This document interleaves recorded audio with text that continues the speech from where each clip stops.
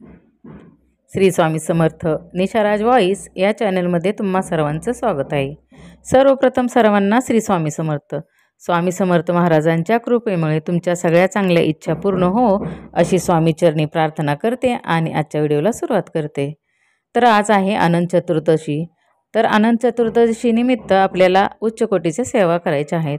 तर अनंत चतुर्दशी हा भगवान विष्णूच्या अनंत स्वरूपाची पूजा करण्याचा पवित्र दिवस आहे.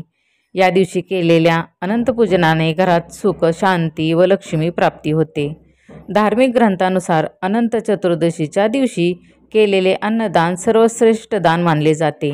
अन्नदानाने पूर्वज प्रसन्न होतात, पितृऋणातून मुक्ती मिळते व जीवनात समृद्धी येते.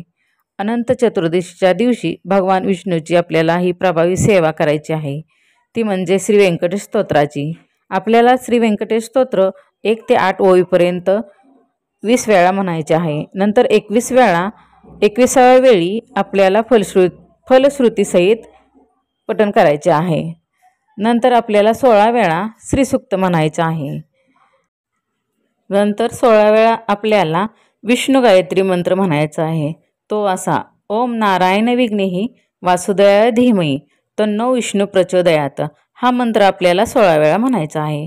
नंतर लक्ष्मी गायत्री मंत्र: ओम महालक्ष्मीचे विघ्नेहि विष्णुपत्नीच धीमहि तन्नो लक्ष्मी प्रचोदयात.